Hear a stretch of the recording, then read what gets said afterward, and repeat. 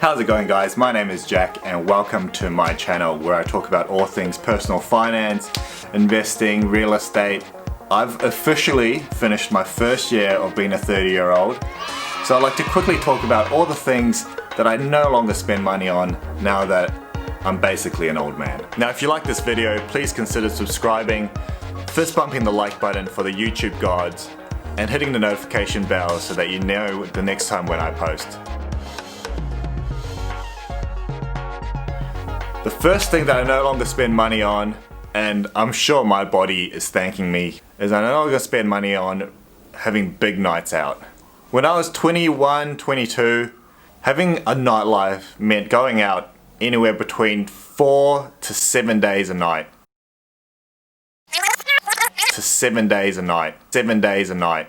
Now, even though I wasn't some raging alcoholic, every night would involve entry fee, couple of drinks. That would still end up as a good $60 to $80 a night, which ended up being $500-600 per week of costs that just basically went out the door.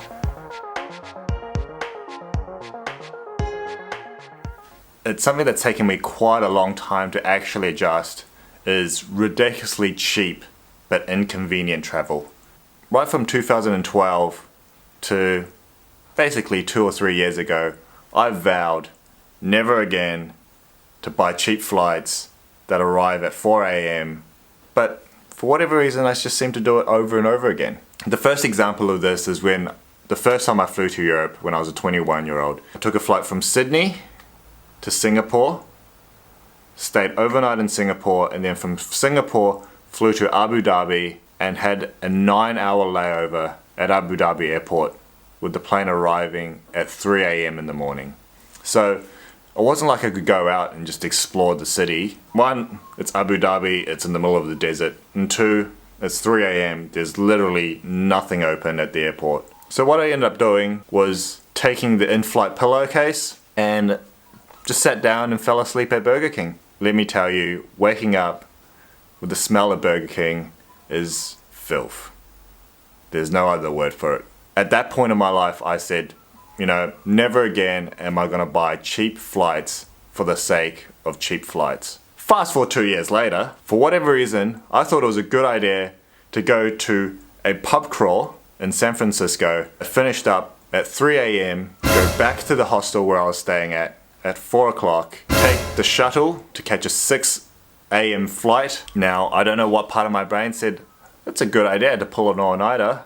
Once again, I vowed never to do that again. And a year later, I flew to China one way on a $250 flight with AirAsia that landed in Beijing at 3:30 in the morning. 3:30 in the morning isn't that bad. There's a bit of time difference. But what I didn't know is the train that you typically catch from Beijing airport to go into the city doesn't start running till 6 o'clock. So I'm literally sitting at this airport for 2.5 hours just waiting to be able to actually get into the city. So now officially I'm done. I'm completely out of saving a couple of $100 for the sake of complete and utter inconvenience. And now I'll happily pay that little bit extra just to arrive at a more humane time, be able to get some sleep either on the plane or when I arrive, and just live a life that resembles somewhat normalcy.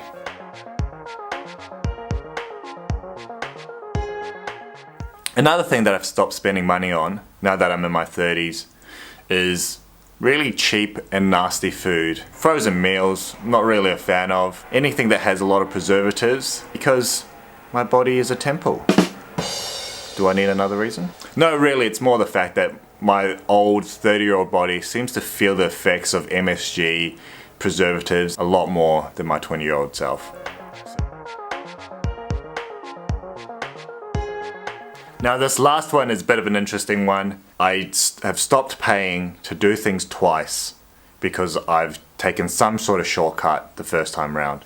This is probably most prevalent in a lot of my property spending when I'm doing renovations and unexpected items come up. For the longest time, I've gone, let's find the cheapest and quickest fix. A couple of months or maybe a year later, the same issue comes up. So not only do I rip out everything I did last time round, but to to get it completely redone cost me twice as much as what it would have cost me if I had done it properly the first time round. Now this is one thing that's a little bit hard to adjust because I think it is in my nature to be a tight ass. And it's hard not being a tight ass, you know? So the biggest change in that regards is every time I'll look at all my options, I would actually ask the question, you know, how long would this last and what would I need to fix it if I need to redo it down the track. Weighing up the options, most of the time you're better off just doing things properly once and not having to do it again. So there you have it. Those are a number of things that I've stopped spending money on now that I've made that extremely difficult transition between a fun and bubbly 20-year-old to an old, weary, worn down 30-year-old. If you like this video, please don't forget to hit the like button, the subscribe button, and the notification bell, and let me know in the comment section below if there's anything that you've also stopped spending money on now that you've hit the big milestone. Until next time, I will catch you guys later.